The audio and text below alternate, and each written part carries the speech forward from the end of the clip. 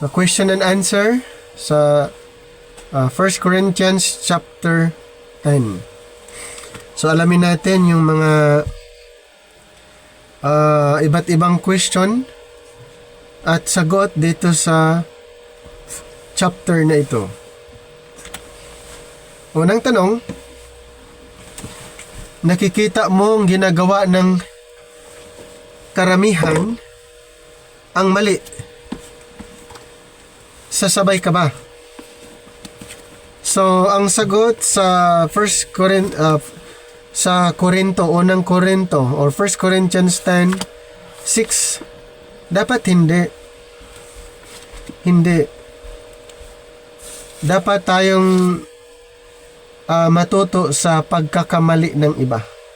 So, kung baga, wag nang ulitin, mali yung iba, tapos gagawin mo pa, so nauulit lang. So, dapat hindi. Dito sa verse 6, ang mga nangyayaring ito'y babala sa atin upang huwag tayong magnasa ng mga masasamang bagay gaya ng ginawa nila. Pangalawa, inaanyayahan ka ng kaibigan mong sumamba sa Diyos-Diyusan para makisama. Ang sagot, tatanggi ako dahil ang pagsamba ay para lamang sa Diyos. Anong sabi sa verse 14? Verse 14, kaya nga, mga minamahal, huwag kayong sasamba sa mga Diyos-Diyusan. Pangatlo, natutukso kang gumawa ng kasalanan dahil ginagawa rin ito ng marami. So, ang sagot, magtitiwala ako na bibigyan ako ng Diyos ng daan upang makaiwas ayon sa unang Korinto 10:13, 1 Corinthians 10:13. And then, number 4, nagiging mayabang ka dahil sa iyong mga tagumpay. Ang sagot, mag-iingat ako upang hindi ako mabuwal. Anong sabi sa verse 12? Kaya nga, mag-ingat ang sinumang nag-aakalang siya'y nakatayo, baka siya'y mabuwal. Panglima, may pagkakataong magsisinungaling upang makaiwas sa problema. Ang sagot, pipiliin kong gumawa ng tama. Anong sabi sa 1 Corinthians 10:13? Wala pang pagsubok na dumating sa inyo nang dinanas ng lahat ng tao. Tapat ang Diyos at hindi niya pahintulot na kayo'y susubukin ng higit sa inyong makakaya. Sa halip, pagdating ng pagsubok, bibigyan niya kayo ng lakas upang mapagtagumpayan iyon. Pang-anim, naiinggit ka sa tagumpay ng iba. Ang sagot, iwasan ko ang pagnanasa sa masama. Number 6, verse 6. Ang mga nangyayaring ito'y babala sa atin upang huwag tayong magnanasa ng mga masasamang bagay. Masasamang bagay gaya ng ginawa nila. Pangpito, inuna mo ang libangan kaysa pagsamba sa Diyos. Sagot, dapat unahin ang Diyos sa lahat. Anong sabi sa verse 7? Huwag kayong sasamba sa mga Diyos-Diyosan gaya ng ilan. Sa kanila ayon sa nasusulat, umupo ang mga tao upang kumain at uminom, at tumindig upang sumayaw. Pangwalo, hinihikayat kang gumawa ng immoralidad. Sagot, lalayo ako rito. Ganun yung sinabi sa verse 8. Okay? Yung sa verse 8, huwag tayong makikiapid gaya ng ginawa ng ilan sa kanila, kaya mayroong 23,000 ang namatay sa isang araw. So na ganun po ang naging parusa sa isang dahil sa immoralidad. Pangsyam, sinusubok mo ang pasensya ng Diyos sa paulit-ulit na kasalanan. Guys, sa 1 Corinthians 10:9, anong sabi dito? Huwag nating susubukin ang Panginoon gaya ng ginagawa ng ilan sa kanila, kaya sila'y pinuksa ng mga ahas. Ganon yung nangyari. So, kailangan pagsisi ako at sumunod sa Kanya. So, ito po yung kailangan na baguhin yung kaisipan at sumunod sa Panginoon. Pang-10 tanong, palagi kang nagrereklamo sa mga pangyayari. Parang hindi mo tanggap yung nangyayari at ikaw ay nagrereklamo. Anong sagot? Magpapasalamat ako sa halip na magreklamo. Anong sabi sa verse 10? Verse 10, huwag din tayong magreklamo tulad ng ilan sa kanila. Kaya't nilipol sila ng anghel na mumuksa. Ganun po. Instead of magreklamo, turn to thanksgiving na lang. Na instead of complaining, i-convert into thanksgiving. Ano pa? Pang 11. Nakakaranas ka ng matinding tukso. Sagot. In 1 Corinthians 10:13, hihingi ako ng tulong sa Diyos. Number 12, may pagkain na maaring makatisod sa pananampalataya ng iba. So, ang sagot, isa sa alang-alang ko ang kapakanan nila in verse 28. Verse 28. Ngunit kung may magsabi sa inyo, ito'y inihain sa mga Diyos-Diyusan, huwag ninyong kainin iyon, alang-alang sa nagsabi sa inyo, upang di mabalisa ang budhi. Ayan. 13. Gusto mong gawin ang isang bagay na legal, ngunit makakasama sa iba. Sagot, pipiliin ko ang makabubuti. Verse 23. Mayroon namang magsasabi, malaya akong gumawa ng anuman, ngunit hindi lahat ay nakabubuti. Malaya akong gumawa ng anuman, ngunit hindi lahat ay nakatutulong. Ano pa? Verse 14, number 14. May kalayaan kang gawin ang isang bagay, ngunit hindi ito nakapagpatibay. Ang sagot, iiwasan ko ito. Verse 23. Number 15, kumakain ka kasama ang mga hindi mananampalataya.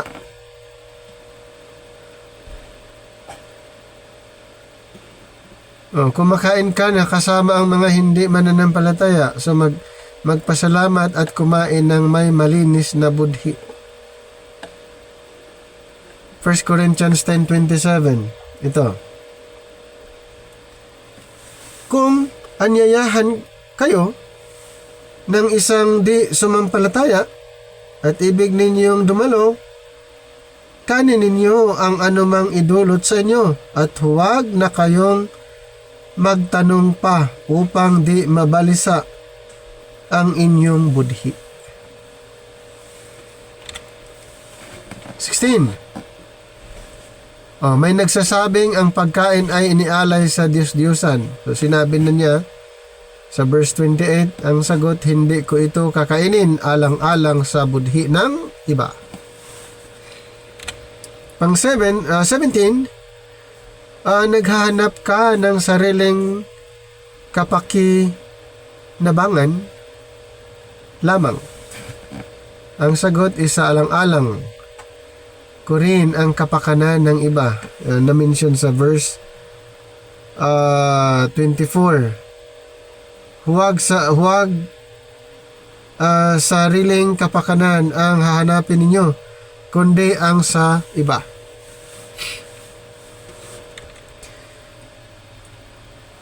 Number 18. May pagkakataong makapagbigay ka ng mabuting halimbawa.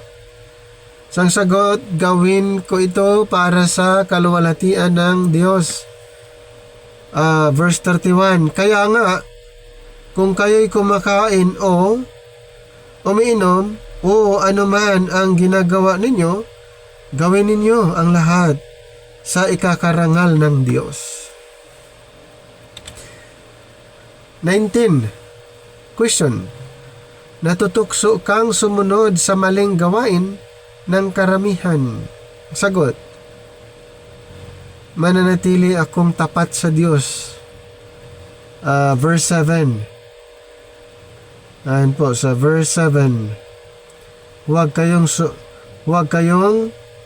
sasamba sa mga Diyos-Diyosan gaya ng ilan sa kanila ayon sa nasusulat. Umupo ang mga tao upang kumain at uminom at tumindig upang sumayaw. 20. Pinipilit kang lumabag sa inyong pananampalataya? Ang sagot, tatanggi ako ng may paggalang. Sa verse 14. Kaya nga, mga minamahal, huwag kayong sasamba sa mga Diyos-Diyosan. 21. Nakakaramdam ka ng sobrang kumpiyansa sa sarili. So, ang sagot, mag-iingat ako upang hindi mabuwal. Sa verse 12. 22, hindi mo alam kung kakayanin mo ang tukso. Ang Diyos ay tapat. Ang sagot, ang Diyos ay tapat at tutulong sa akin. In verse 13. 23, may gawain na maaaring makapinsala sa espiritual na buhay ng iba. Sagot, iiwasan ko ito ayon sa verse 24. Okay, ayon sa verse 24, huwag sariling kapakanan ang hanapin ninyo, kundi ang kapakanan ng iba. 24, nakakaranas ka ng problema at gusto mong magreklamo. Ang sagot, magtitiwala ako sa Diyos. Verse 10.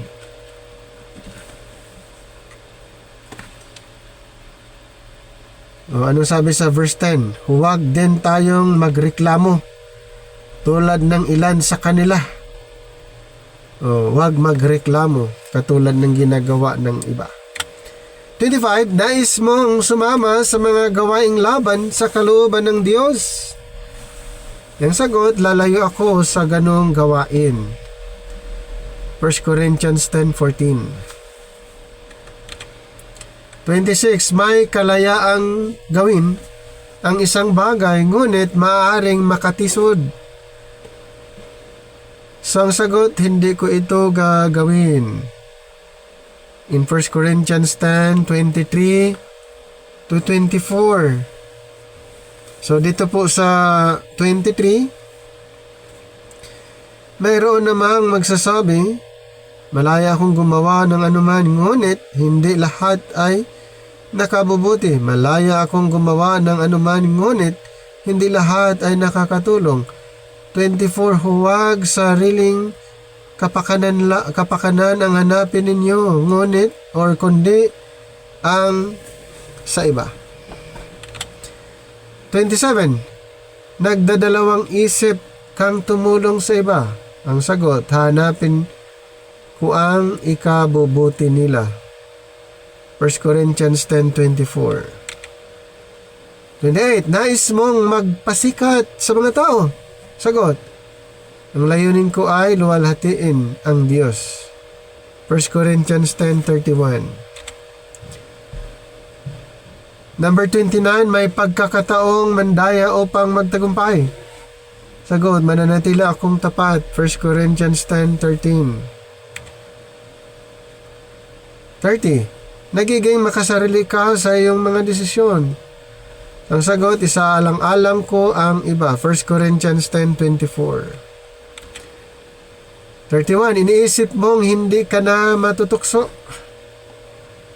Sagot, magbabantay pa rin ako. 1 Corinthians 10:12.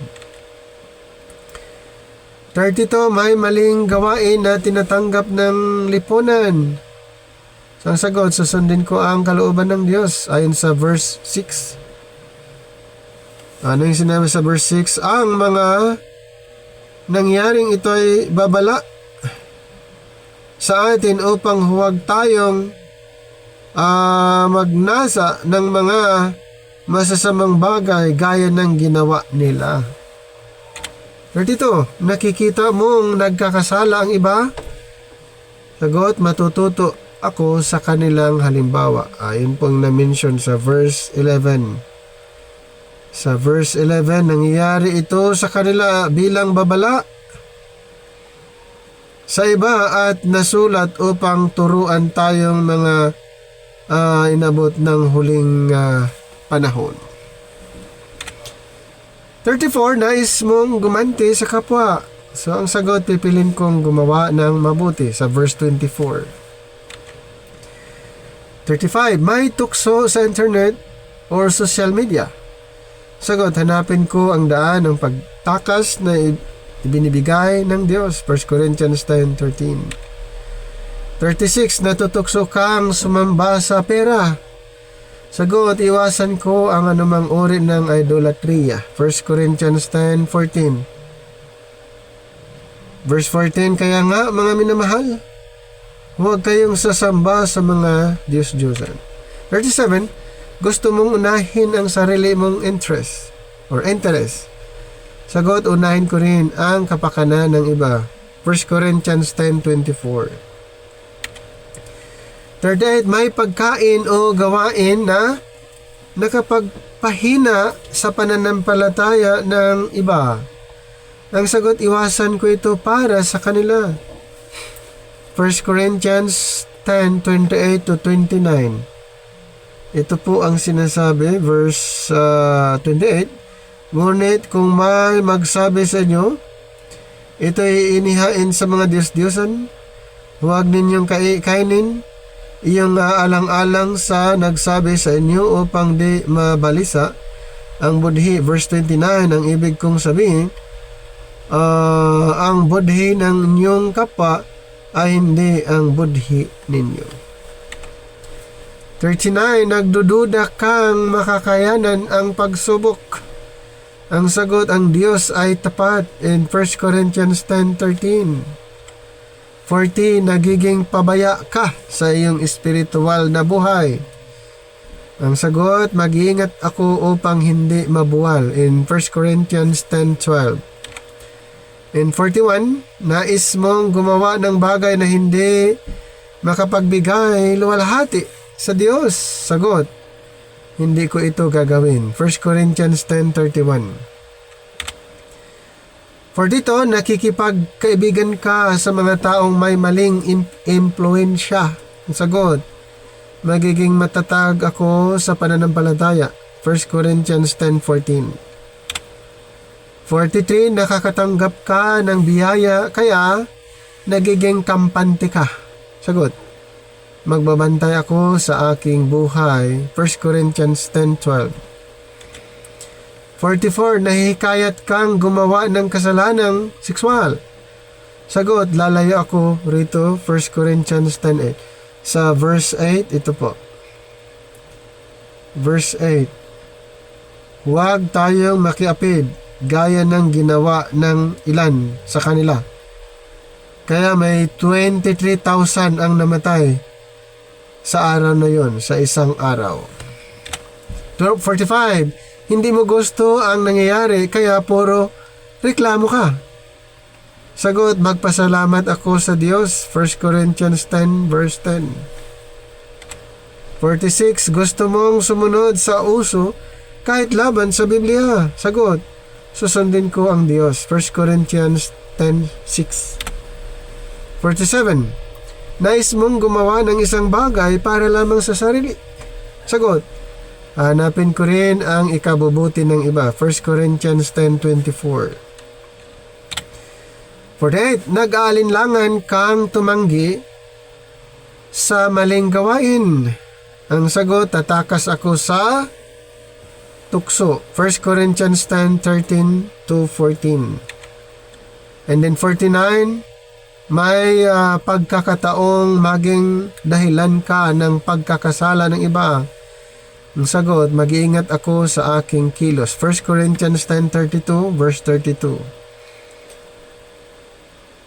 Ito po ang sabi, huwag kayong maging sanhi ng pagkakasala ninuman ng mga Hudyo, ng mga Grego, o ng mga kaanib sa iglesia ng Diyos. 50. Ano ang dapat maging layunin ng lahat ng inyong ginagawa? So ang sagot, ang magbigay luwalhati sa Diyos. So sa 1 Corinthians 10:31, kaya nga kung kayo man ay kumakain o umiinom o anuman ang inyong ginagawa, gawin ninyong lahat sa ikaluwalhati ng Diyos. So ang aral dito sa 1 Corinthians 10, mag-ingat sa tukso, umiwas sa idolatriya, isipin ang kapakanan ng iba, at gawin ang lahat para sa kaluwalhatian ng Diyos. So yun po yung mga iba't ibang question dito po sa chapter 10. Yan po ay mga practical na katanungan na pwedeng ma-encounter nyo. At least mayroon kayong idea, may mga napag-aralan yung mga kasagutan doon sa mga katanungan. Okay po, so hanggang dito na lang ang ating presentation sa 1 Corinthians chapter 10.